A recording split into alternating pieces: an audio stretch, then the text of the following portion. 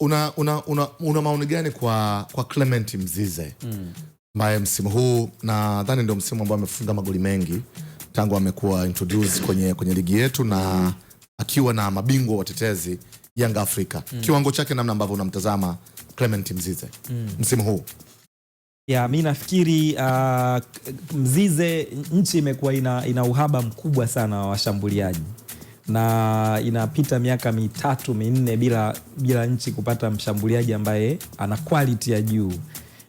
Ukiangalia kipindi cha nyuma, wakati John Boko yupo kwenye ubora, hapakuwa pana mshambuliaji mwingine. Walikuwa wanakuja washambuliaji wale wa msimu mmoja, anatikisa kama mshambuliaji George Mpole.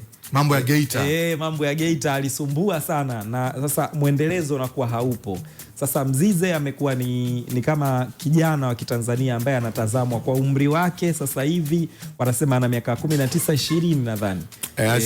Alishinda nadhani atakuwa iko 21-22. Sasa kwa umri wake na experience ambayo anayo, kwa sababu Yanga huu nadhani ni msimu wake kama wa 3 kwa jinsi ambavyo, na amekuwa na kiwango kizuri, lakini kiwango chake kizuri kilikuwa bado hakijathibitika kwenye eneo la kufunga magoli ya kutosha. Kwa alikuwa anakuwa na namba za kawaida za magoli. Msimu huu ndo tunaweza kusema kama ameonyesha uwezo mkubwa zaidi wa kufunga magoli. Sasa nadhani kama kiwango chake kipo namna hii, ndio Yanga kama huyu mchezaji atakuwa anahitajika nje ya nchi, hususan kwenye nchi ambazo ni getaway ya kwenda Ulaya kabisa, wafanye biashara kwa sababu kwa kipaji chake hakuna sababu ya kuendelea kumshikilia hapa nyumbani. Naona ni mchezaji ambaye kwa mwili wake ana spidi, anafunga, ni mchezaji ambaye tukimtoa akaenda nje mapema tunaweza tukapata wachezaji wengine wa viwango vya juu, kama ambavyo tunazungumza kwamba nchi hapa ina miaka 10, lakini nazungumza quality ya mtu mmoja tu, Mbwana Samata. Yaani kwa miaka 10 starman wa Tanzania, tunazungumza Samata tu.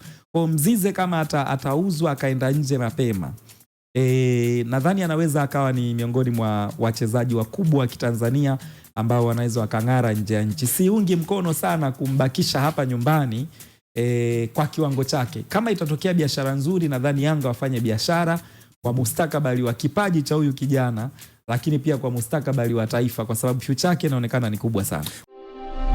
Wasafi Soap, sabuni ya mche kwa matumizi ya usafi wa aina zote. Wasafi Soap, usafi kama wote. Sasa inapatikana Tanzania nzima.